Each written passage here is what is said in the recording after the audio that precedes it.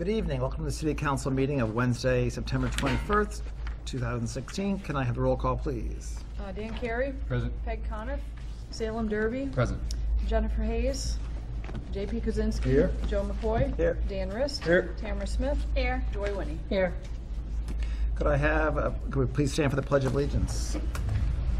Pledge of allegiance To the flag of the United States of America and to the republic for which it stands, one nation, under God, indivisible, with liberty and justice for all.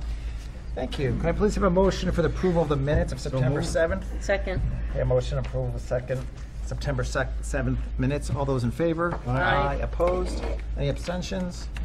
Okay. Public speak time. Is anyone here from the public who would like to address the council for something other than what's on the public hearing? Mr. Mason, please if you could just state your name and position for the record. John Mason, Parks and Recreation Director for the city. It's that time of year again, so I have a few announcements regarding some upcoming events. We have our 6th annual Harvest Festival. That is Saturday, October 15th from noon to 6. Pumpkin carving, music, Dan Kane and Friends will be playing, inflatable slide, bounce houses, kids games, all kinds of fun stuff. Pie eating contest, which is a fan favorite. This year we added a horse-drawn carriage hayride through the park.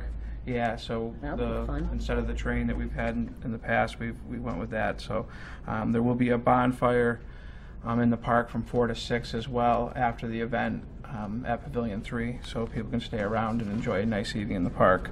The Yappy Valley Dog Show, it starts at 11 that day, so once again the dog show will be in the park on Sheehan Field.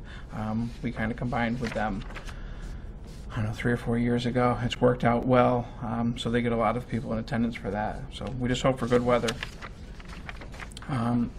We also have the Rag Shag Parade coming up on Tuesday, October 25th, starting at Maple School at 6:30 and ending at the East Hampton Savings Bank. That's the new route. This will be the 3rd year of doing that for that. So those are upcoming events. There's youth basketball signups, summer soccer signups, things like that are on the flyer as well. If you didn't pick it up there, you have them down there in your boxes downstairs. Councilor Winnie.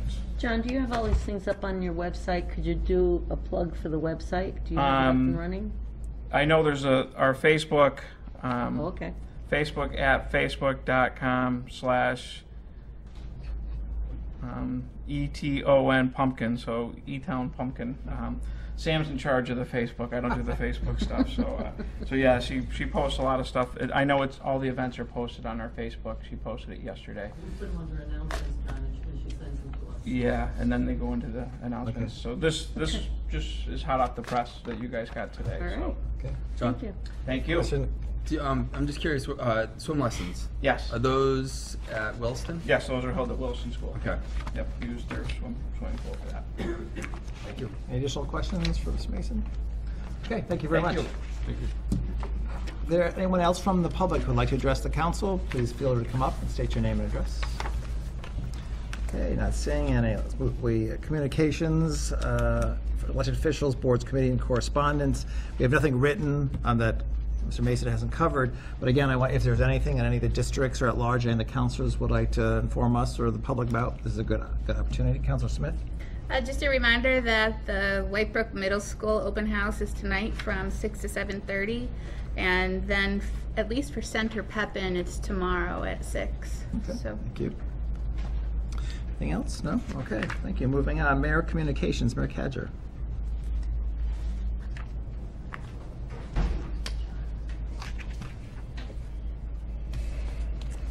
So one of the things under the communications you'll note is it doesn't require any action, but it's the capital plan. And the only thing I wanted to draw your attention to is what we did a little differently this year is we added obviously all the requests for 17 are on there, but the very last page is 16. So it has all the things that we've done last fiscal year. So I thought that would be of interest, and I just wanted to point it out because it's amazing. Sometimes we forget all the things we do, and looking at it, you know, we've looked at it 100 times, and actually just today I was thinking of a couple of things that I need to put on there too. So I thought it would be good to have it in the future for future records. Yeah, that's true. Okay. Did you want to comment about MGL 60? I know it was under Mayor Communications. Oh, sure.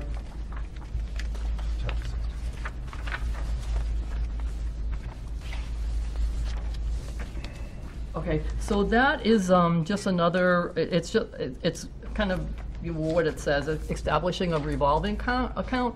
And what that account would be is for us, now when we collect any type of, regarding the tax titles or whatever, whenever we collect any type of, our expenditures are first, and when we collect attorney's fees, that type of thing, this would give us the ability to put it in a separate account, and we could keep them there. Like payment for tax titles obviously goes right, for the taxes. It doesn't go into that revolving account, but it could be our legal costs for attorney's fees. It could be your advertising fees, recording fees, all different things. So what we would like to do is have an account for that, and obviously when we collect the attorneys, the legal fees too, and then we could empty the legal fees directly out of there instead of always paying for them ahead of time out of our individual budgets, which is what we've been doing now. So it's just a little bit easier way, and then we could keep, we could retain some funds in there so that when it is time to advertise, and some of these ads are shockingly high. These can be a couple of thousand. Could be 5,000 for some of these ads. So we could have these in there, we could have the funds in there where we wouldn't always have to just get it out of our regular budget and keep them in there. And instead of paying for the attorney fees out of our budget lines and recording and advertisement and that. So it's just really a little cleanup. And but you need to accept that chapter section for us to do that. These will obviously be sent to finance, but if anyone has Yes. any questions for the mayor right now, we'll get this later. Councilor Risk? Move that this request be sent to Finance Committee for review. Second. Okay, a motion and a second to move the request to approve MGL Chapter 60, Section 15B to finance. Additional questions or comments? All those in favor? Aye. Opposed, abstain, motion passes. We'll start on standing committees. Finance, Councilor Rist. Everything that's on our current agenda is up for public hearing. There will be a meeting on the 28th at 5 o'clock in room 1, regular meeting time. And at this time, I'd like to do a first reading and move one of our new requests to Finance for review. We have a request from the mayor for borrowing. The amount requested is $460,000 to be funded by borrowing, to be borrowed or bonded for the purpose of paying for an addition of ADA accessible playground features at Daly Field Playground, renovation of stone building bathrooms, redesign and construction of Nonotuck Park entrance, approved by the finance director and the mayor. I would like to move this to Finance for review. Second. Okay, a motion of finance to move to finance request for bonding and borrowing of $460,000. Additional questions or comments? All those in favor? Aye. Aye, opposed, abstained, motion passes. Does that conclude for you? Yeah, that concludes, Mr. Okay, President. My thanks. apologies. Public safety, Councilor Carey, can you cover that? Public safety hasn't met since our last full meeting. All 3 agenda items are ongoing. Two of the older ones we're hoping to have wrapped up soon, and the next meeting is to be scheduled. Okay, Concludes for tonight. great, thank you. Appointments, Councilor Smith. Thank you. Appointments Subcommittee met this evening at 5:30 to discuss the Finance Director serving as Treasurer/Collector position, and that's filled by Melissa Zawadsky. Since this is, I'm going to ask the Mayor to come forth to speak to this position.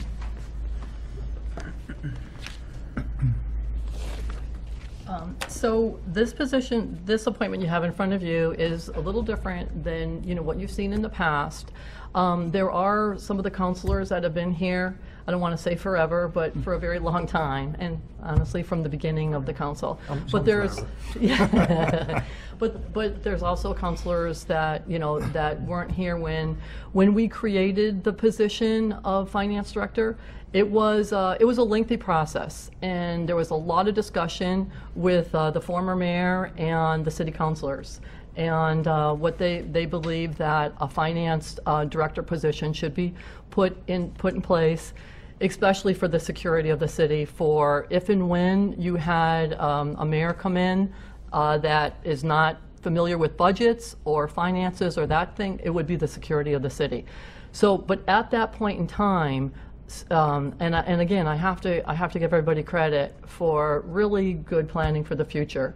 What it was intended is to be, you don't need a finance director, but you need a treasurer. So you have to have a treasurer. So our finance director, Melissa, presently, also serves as our treasurer. Now this position was created in the finance director position to also be able to serve as treasurer and collector. And you're probably very aware of a lot of cities and towns, that's a common practice to have a treasurer collector. And so it was actually created for the future. And as you know, our admired Elizabeth Gendron has retired. And whenever openings open, that's the time to change, make some changes. And actually for this reason is put a plan into place that was planned. And it was funny, we were looking at it in Finance Subcommittee, and the dates on it, it was actually went to the council in December of 2006 and was approved in 2007. But this was the original intent for this position. And I have gone ahead and done a temporary appointment of Melissa Zawadzki, in case you don't know her last name. You said it good though. But before that, even now, even though I knew that was the intent, what we did is we did a lot of research, probably overdid it, but I had our city attorney involved, and actually your city council president, Joe, also. We had, make sure discussions were had. And we also contacted, we didn't need to, but we did anyway, we contacted the DOR, to make sure this was legit, and they obviously said absolutely.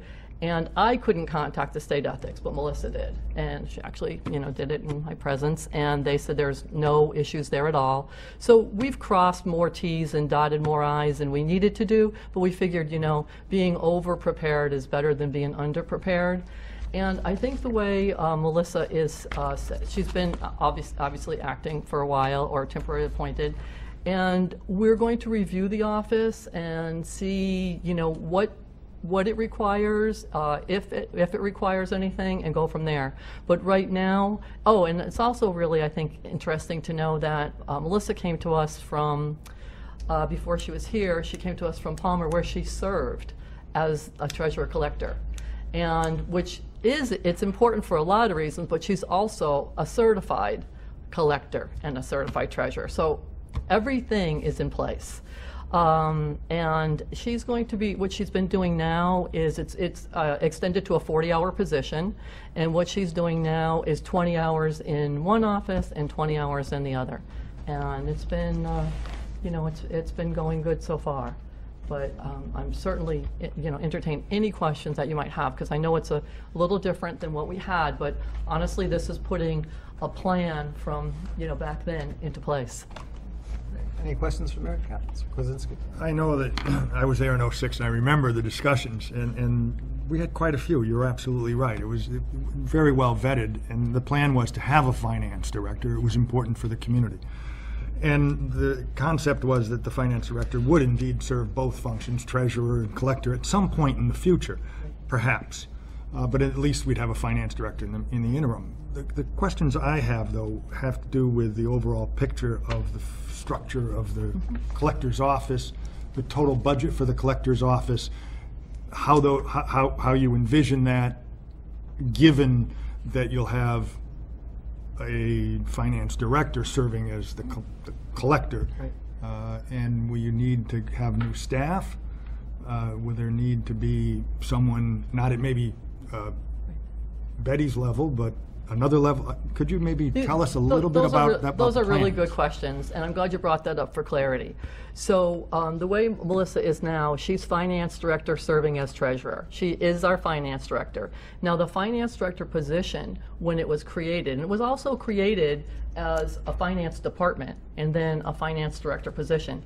In the finance director job description, it refers that she can serve as tax collector and treasurer, which have separate job descriptions. So they have, they have different duties that, are assigned to that.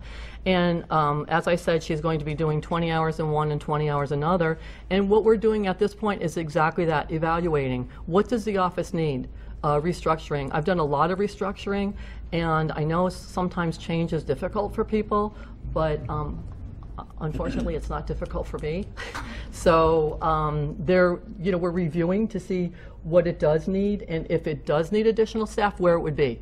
So we're just not, we're taking advantage of, just like any other position opens, we don't just fill it as is just because it's always been that way.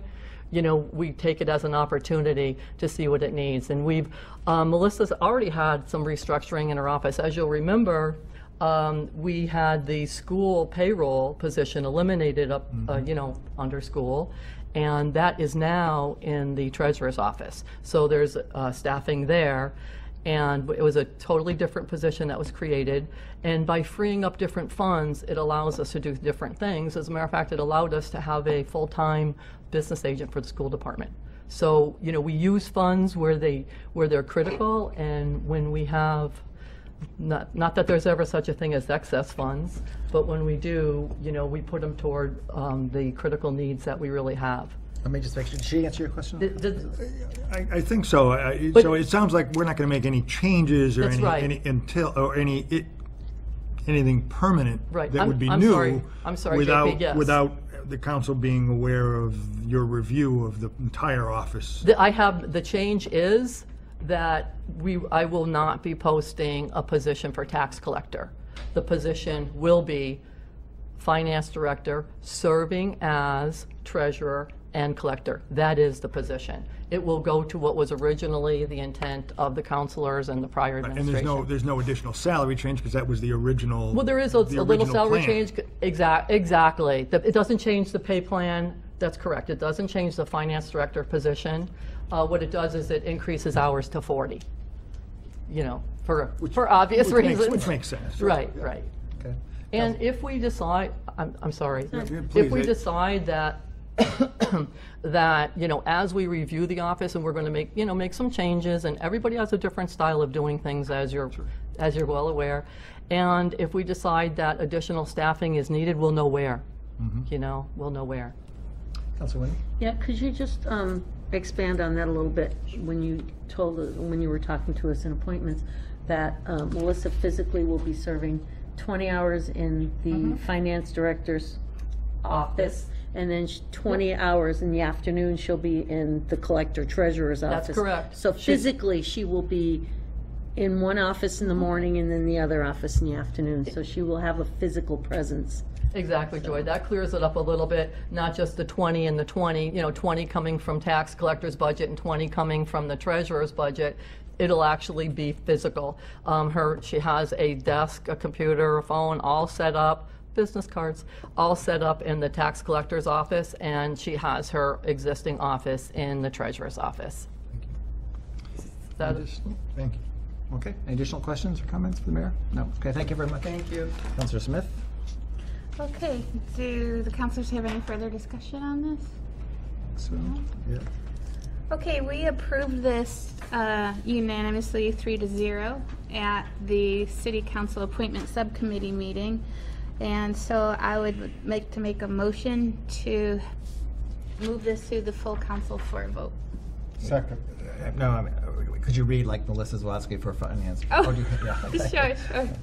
I would like to make a motion that we approve Melissa Zwodzky to the board/committee of the finance director serving as treasurer collector with a term expiration of December 31st, 2019. Second. Okay, motion and second to approve the appointment of Melissa Zwodzky as finance director serving as treasurer collector.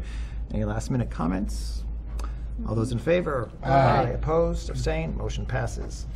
Guess we're a Mr. bit President, I'll move that we open the public hearings. Second. Motion second to open public hearings. All those in favor? Aye. Opposed? Abstained? Public hearings are open. Councilor Rist, I believe it's you Unfortunately, today. councilors, these are all mine. You'll have to bear with me.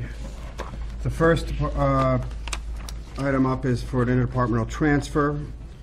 It is for $8,543. This was an old bill. For those of you that don't know what an old bill is, it's a bill that was for service that happened in FY16, but invoiced after the fiscal year began. It cannot be paid by law. Correct me if I'm wrong, Melissa. It can't be paid by law out of accounts that are budgeted in, like the fire department's budget in this case. Right. So it has to be funded out of the reserve fund, free cash, or stabilization. So the mayor's chosen the reserve fund. We approve this 3-0. It's a typical thing that happens the beginning of every fiscal year. Any questions for anybody from the council? Was there anyone here from the public who would like to address the council on this appropriation? No? Okay, Councilor Rist. Then I'll move that the council approve the following appropriation. The amount requested is $8,543.21 to be transferred from the reserve fund, the full amount of $8,543.21, to be transferred to fire medical expenses, $1,837.86, and to fire vehicle repairs, $6,705.35, for a total of $8,543.21, for the following purpose: to provide funds for FY16 expenses. Second. Okay, motion and second to approve the departmental transfer. Comment, Councilor Winnie? Yeah, I have one question for the Finance Committee. The first two amounts for the transport and the Cooley Dick, was that for one of our firefighters? That was what? Was it one of our fires, or was it a mutual aid situation? You got me there, and the fire chief isn't here. Do you know? We have a motion on the... I have to remove the motion if you really want an answer. Yeah, I really do want to know. I hereby remove the motion from the floor. Will the second? Second. Second is removed. All those for... Jane. Thank you. It's one of ours. You have to go to the floor. Sorry. They are expenses for one of our firefighters under 111F, the Public Safety Workers' Comp. So did the incident happen in East Hampton, at an Correct. East Hampton fire? Yes. Because I had to ask about that because it was transported by Southampton. Yes. It wasn't transported by one of our own ambulances? With that, I'm assuming it was because our crews were on scene. Oh, okay. All right, well, that would make sense. All Word. right. Okay, That's all right, just for, so I heard Councilor Kozetsky. For the record, if you could just state your name and your position. Oh. Just for... Sorry, Jane Sackwick, Personnel Director. Thanks, Jane. Okay, thank you. Any other Right. questions of our officers of the government before I put a motion forward? Okay. I will once again make the same motion to approve $8,543.21. Since I already read it, I assume I'm okay. It's for funds for FY16 expenses. Second. Do a motion and second to approve the departmental transfer of $8,543.21. Any additional questions or comments? All those in favor? Aye. Opposed, abstained, motion passes. The second interdepartmental transfer is a reserve fund transfer of $12,750. This is because our workman's compensation 10111F insurance fund is low when we got the bill, so our personnel director asked for more money to cover the budget being low for that amount. If you have any questions. Anyone from the public or government like to comment? Senator Cadger? Just something, matter of interest also. When we do the budgets, this is when we're working on them in January and February, we contact our insurance companies and, same thing for liability, workers' comp, health insurance, and ask them, what type of an increase are you expecting? It's just an estimate.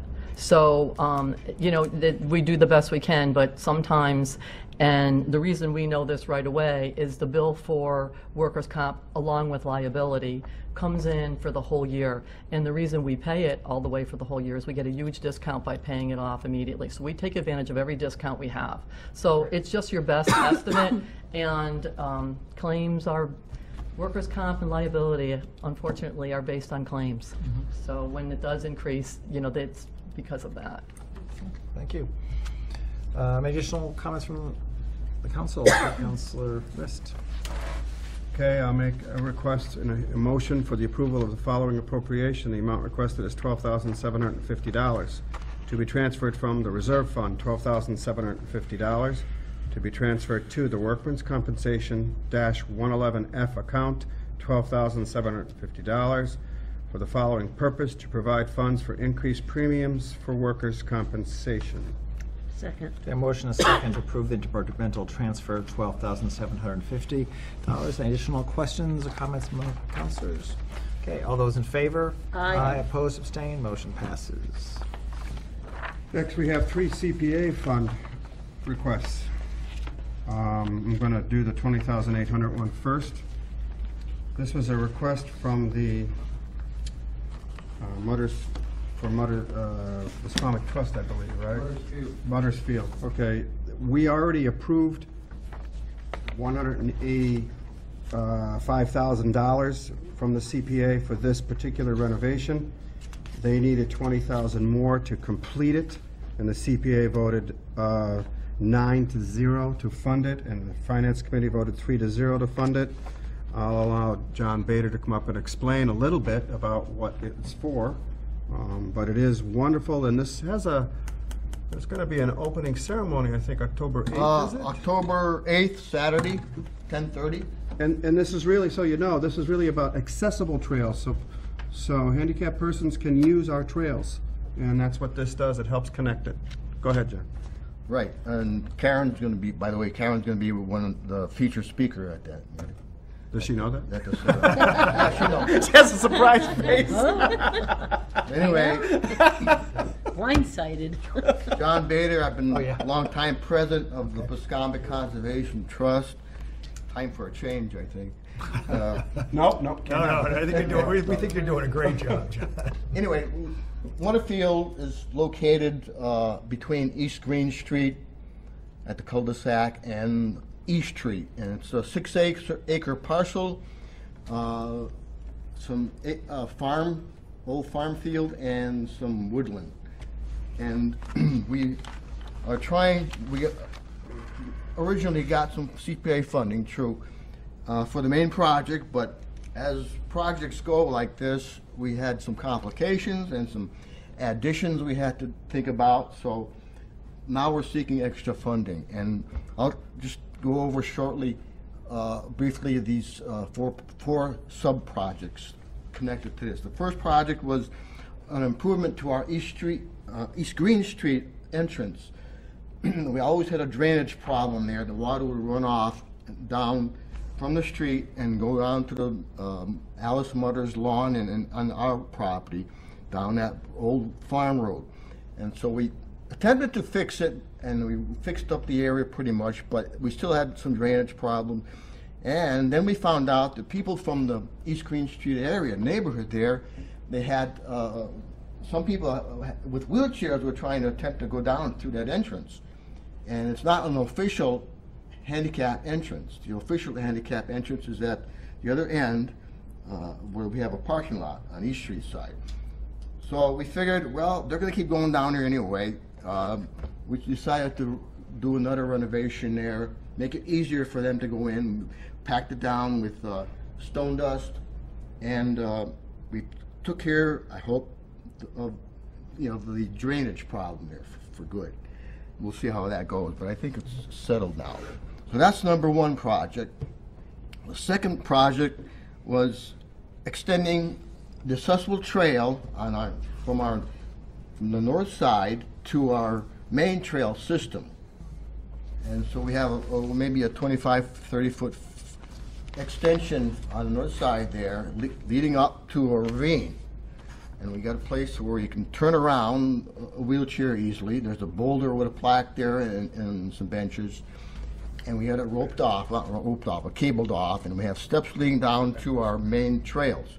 And what this enables the handicapped people to do is actually position themselves right at the edge of that ravine, and there's a stream going through, coming in from the brook, and it overlooks some wetland, and then up the rise, and you see the Mountain View Farm. And you get, and we have a trail along the edge of the Mountain View Farm also, so there's a pretty good view from there. And really helps, and it's a good addition to that accessible trail.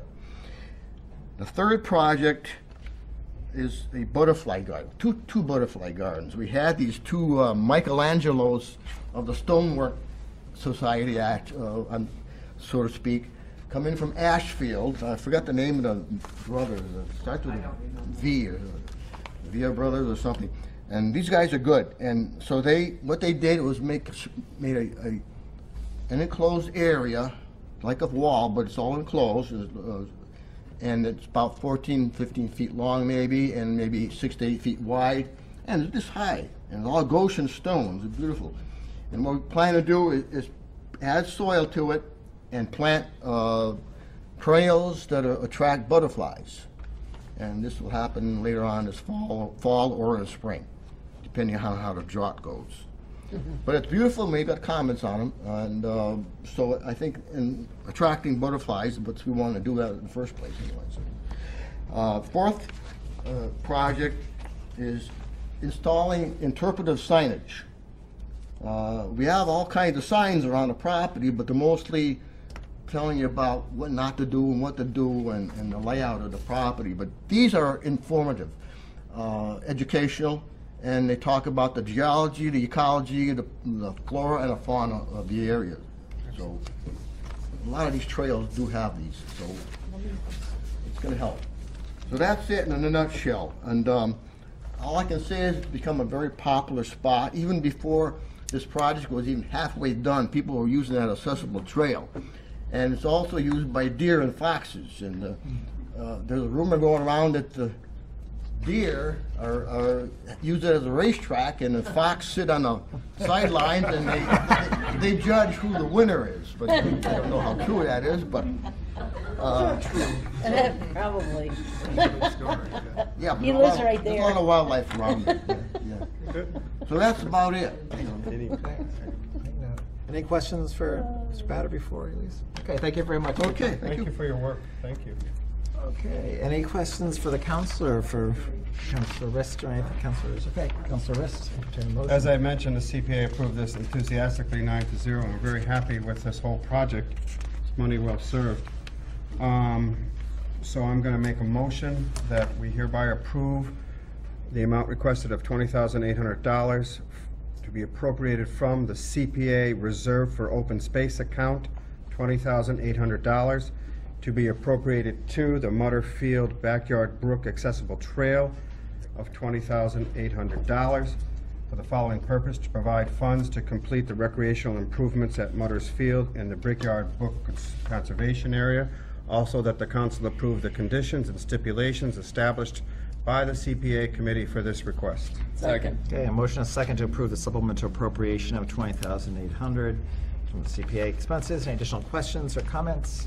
All those in favor? Aye. Opposed, abstained, motion passes. Thank you. Thank you.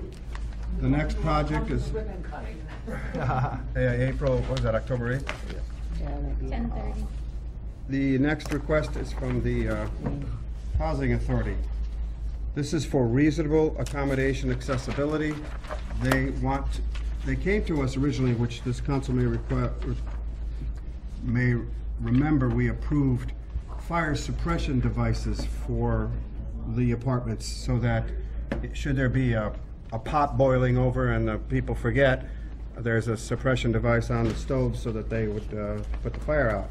When that request came to the CPA, Deb Walker, person in charge, mentioned that they had an issue with needing to put more ramps in for accessibility. They had been previously using their own funds for this, which was hard because they don't have a lot of funding for this kind of expense. The CPA committee enthusiastically, well, 8-1, approved the $40,000, and the finance committee voted 3-0. Is there anyone here that can speak to this besides the Is anyone here from? Deb's not here tonight. Okay. So if you have any questions, I can try to answer them, but to us, I have lots of pictures. These are the kinds of ramps that they're putting in. It also has to deal with things like shower accessibility. It's not just ramps to get in. Some of these ramps cost a fortune. A lot of them are portable and able to be moved from apartment to apartment and any of the housing. when the person no longer needs it at that apartment, but some of them are very expensive because there's more than one level. So we don't know how many of these will do, but hopefully 4 or 5 of them they were hoping for. And they gave us she gave us a lot of information on sample. They had been building them in the past, so she had sample invoices and work orders to show us for it. In any case, if you have any questions, I'll try to answer. Okay, let me just check for anyone from the public who would like to address this. Mayor Kajer. I just want to reiterate one other thing that Councilor Riss mentioned, and that came up in the Finance Subcommittee, was how they're portable. So they, you know, the good part about these is they can be used many times over because you never know where you're going to need them. And I don't know if I'm sure everybody has dealt with the elderly at some point in time, or it doesn't always have to be elderly, but how difficult one step is to get into your house. So it's the difference of being in your home and not being in your home a lot. So these handicap accessibility ramps are, I think, vital to people staying in their homes. Thank you. Councilor Smith, did you? I would just like to echo that same sentiment. As someone who studies aging, we know that people prefer to stay in their own homes, and the combination of these 2 projects being both accessibility projects really opens up the diversity of age diversity and allows for that to be maintained within East Hampton, and I think that's wonderful. Thank you. Forgot to ask, okay, is there anyone from the public besides the mayor? Okay, I didn't think so. Councilor. I'm just going to throw my 2 cents in that while we're doing this, we're keeping with ADA compliance in the federal government, so less opportunity for us to come under the watchful eye of them and possibilities of being brought to litigation, so it's a good thing. Yes. Any other questions or comments? And I would think from the public, Councilor Rist. Therefore, I'd like to move the supplemental appropriation request of $40,000 to be appropriated from the CPA Reserved for Affordable Housing account, $40,000, to be appropriated to the Housing Authority Reasonable Accommodation Accessibility account, $40,000, to be used for the following purpose: to provide funds for the purchase and installation of accessible ramps and other reasonable accommodations for East Hampton Housing Authority properties. Also, that the council approve the conditions and stipulations established by the CPA committee for this request. Is there a second? Second. Motion, a second for the supplemental appropriation of $40,000 for housing accommodation accessibility. Any questions or comments? All those in favor? Aye. Opposed, abstain, motion passes. The next appropriation is rather complicated, and I'm very thankful that Jessica Allen, our planner, will be here. I'd like her to come up and explain it to the council. There's 2 actions here. This is a large request, but it's wonderful in that it helps affordable housing in 2 ways. One is a rehab program that allows, and you'll correct me if I'm wrong, income and credit-worthy persons to get funding for rehabilitation and home buying. There's a lot of aspects to this. There's a deferred depreciation payment schedule for both. There's a vendor that will administrate both, one of which is actually has to be an RFP process for the home buyer. And the Pioneer Valley Planning Commission will deal, which one are they dealing with? They're dealing with the rehab. So there's 2, so this doesn't, so the council knows this isn't being put on the planning department to oversee. From the point of view of administering it day to day. But it is being overseen by the planning department in the sense that they get to see the end result of decisions with regard to who's doing what. Okay. Jessica.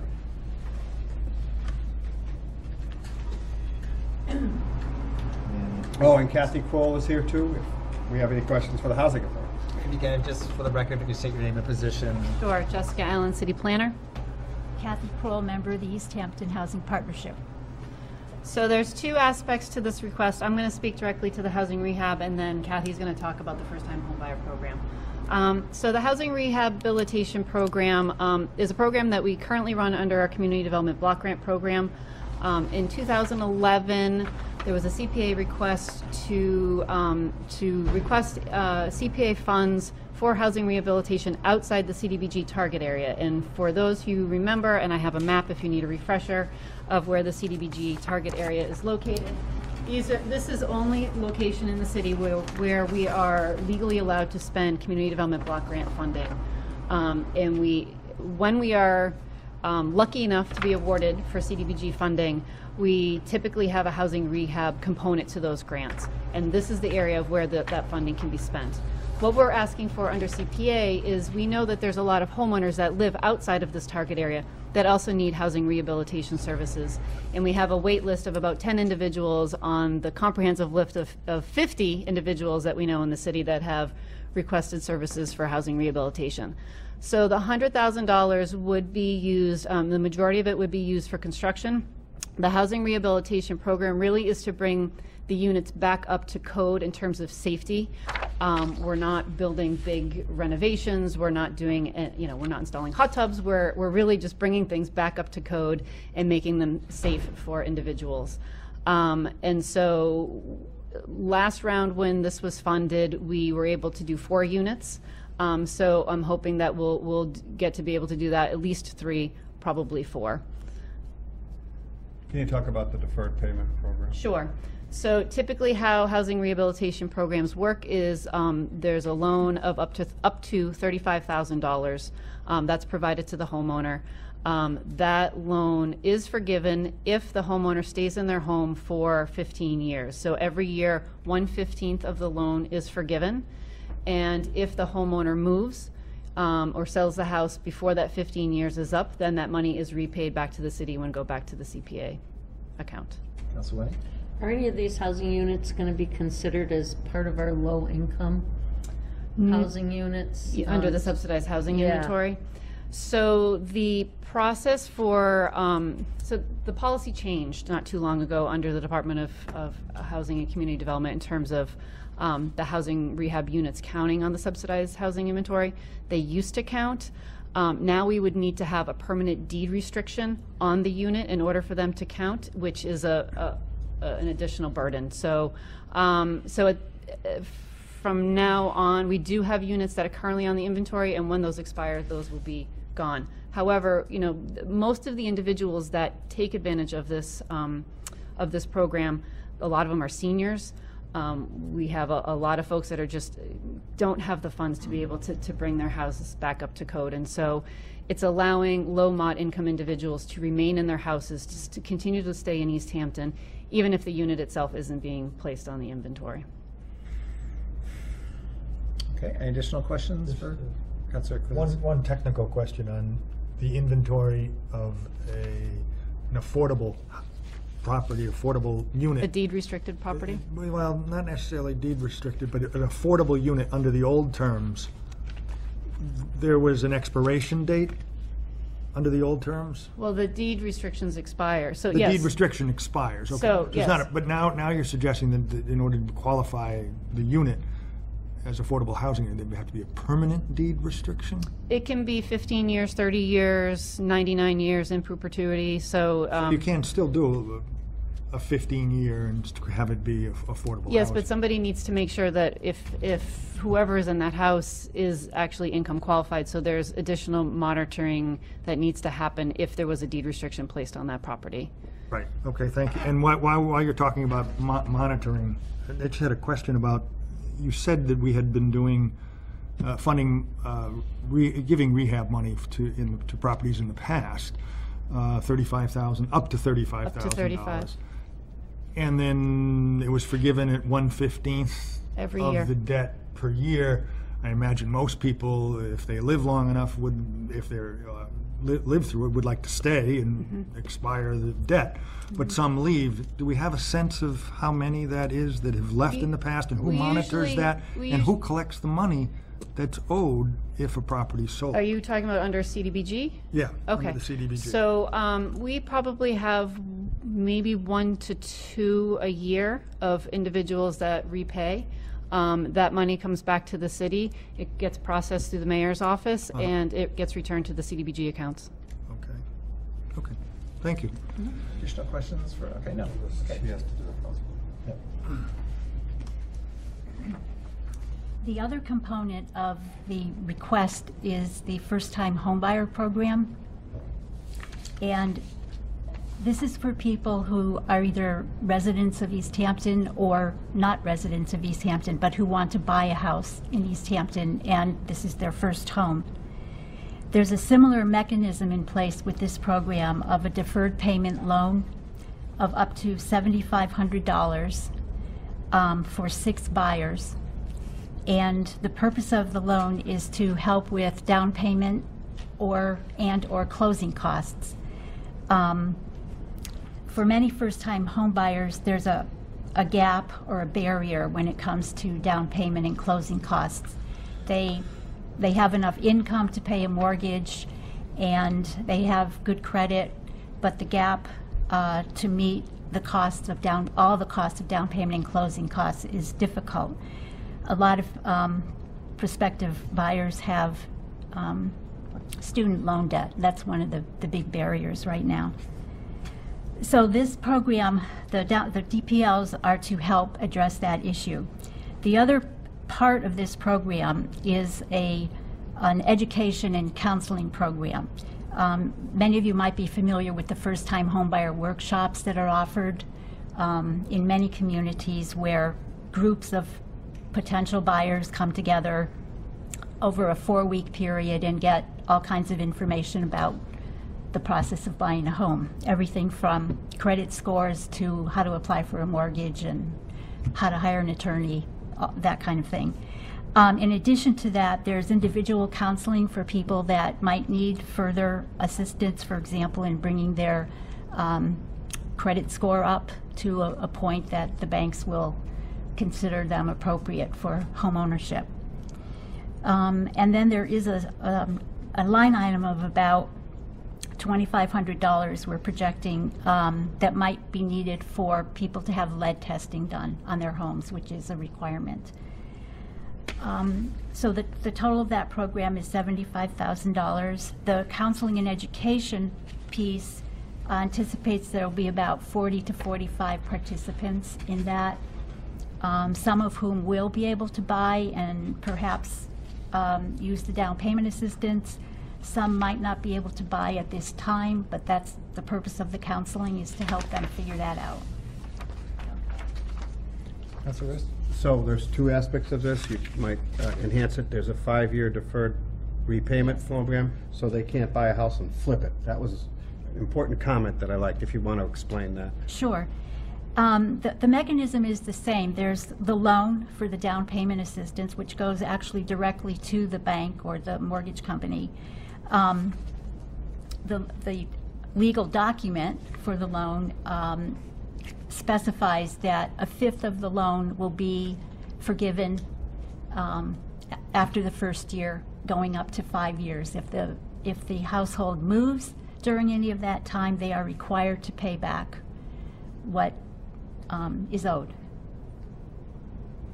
And the other aspect of this is, and I think I mentioned it, I think the planning department put out an RFP to hire the vendor that will administer this program, because it won't be Pioneer Valley Planning Commission, Right. It's a separate vendor. And there are vendors that have been used that are out there, so this is not new. Is that as well, is that the design line? Is that what that means? It says design 17,000. I'm not sure what that means on that. Well, it's part of the budget. I'm just not sure what that means. Well, maybe it's first-time home buyers program. No, it has a separate 17,500. Do you know, Jessica, what that might refer to? It's in the appropriation request, the Jess, I don't know. contingency. Oh, the contingency. Right. Is that the contingency for the whole program? Let me see the budget. 10% contingency advertising, bidding, admin, 17.5. Okay, that must be it. Yes. Okay, so that's what it It's here, right refers to. here. I'm sorry, I didn't even see Right, it. so in the past, when the Community Development Block Grant Program funded this, which was in 2008, was the last time that the city offered a first-time homebuyer program, we did need to, the city attorney to review the contracts that are between the city, the homeowner, and whoever the vendor might end up being. And so there is some legal cost to that, so this is to sort of cover his time if and when that might be needed. Any additional questions for either? Yeah, we don't have a motion. Councilor, Mayor Cadigan, did you want to?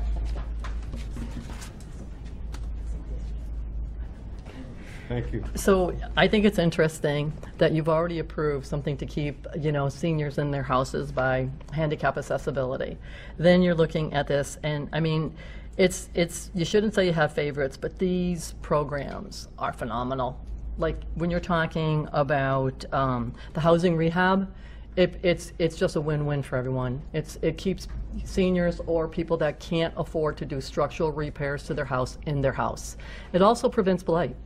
And as you know, some of these are just bringing the houses up to code. Now, there's strict criteria for this, so they have to meet, the income deadline. And because of this, because of what a great program it is, there's long lines when you're talking 50 some odd people. And it's great that we have a target area, under CDBG, but there are so many people that have, for so long wanted to get involved in this. So now, by doing it this way, this just extends it outside of the CDBG area. And then you look at first-time home buyers. So everyone knows the prices of houses and what your closing costs are. But again, this is not only strict criteria to be able to pay for your home once you get in there. They give you educational classes, which we use this very area for the first-time home buyer classes. And so it teaches them, everything of what the cost would be, how you can apply. And I guess the good part is a lot of them are successful after and are able to get the funds, but some of them realize that they really probably can't afford a house at that time. So it's education, it puts new people into their first home ever, keeps elderly in there. I can't say enough about these. I think it's just like an excellent use of funds. I wanted to let the council know also that we're impressed with the fact that this is happening all over the state with CPA funds. It's not unusual to East Hampton, has been done before. And in the actual law, MGL 44B, that defines CPA use, one of the definitions is support of community housing shall include but not be limited to programs that provide grants, loans, rental assistance, security deposits, interest rate write-downs, or other forms of assistance directly to individuals and families who are eligible for community housing or to an entity that owns, operates, or manages such housing for the purpose of making housing affordable. So the law directly addresses what this appropriation is trying to fund. So it was Council, maybe you can answer this question for me since you're on the CPA. We roughly take chunks of money for affordable housing, open space. How has this appropriation affected the affordable housing budget of the CPA? Or Jamie, did you want to speak to that? I think it may deplete it. But let me say this, we have a lot of funds in what's known as the undesignated fund. If you look at the budget that's on part of the page, those areas are budgeted by us, by the council and by the CPA. We are granted so much money that we have to add to those each year. It's 10%. I think we did 12 this year. But that doesn't mean that we can't use the undesignated funds for anything. Right. It just means that I think, and correct me if I'm wrong, Jamie, but the reason we do this is for efficiency. If we're going to do an affordable housing project, we're going to take it from that account first, and then we're going to use the other account to support it too. Right. But it's all CPA money, and it has to be used specifically by the law for these purposes. You can't just spend it on anything. Is that right? Did I do it right? I'm learning. You don't need to add anything. Okay. Can't put it in roads. Okay. Yeah, keep saying it. Before a motion on the table, any other questions from the councilors for anyone here? Councilor Kuzinski. I had a question. I just wanted to say I will abstain because real estate's my business. And I have lots to say on the subject, but I won't. Okay. Well, I hope you support it, but that's just. Oh, Councilor Winnick. I just want to put it out there that the American dream is to always own your own home, be in your own home, not be a renter. And if there's a way that we can do that so that it's using this program that's being matched by the state as well as our own tax money to help people realize that, and then to help people that otherwise, due to financial circumstances that cannot make the improvements, to keep their houses at least to a fair market value, to help them do that. In the end, I think it's just a good program, and I'm definitely for it. So, So, Councilor Russell, entertain a motion, if you'd like. Okay, I will make a motion that the council approve a supplemental appropriation request of $192,500 to be appropriated from the CPA reserved for affordable housing, $183,812.34, and the CPA reserve fund of $687.66 for a total of $192,500. To be appropriated to the Housing Rehab Program account, $100,000, and the First Time Homebuyer Program, $75,000, and the design, which is contingency, $17,500, for a total of $192,500.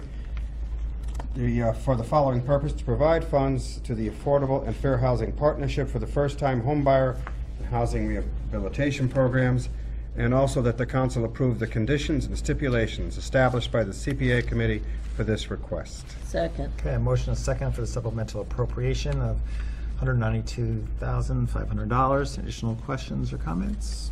All those in favor? Aye. Opposed, abstained, motion passes.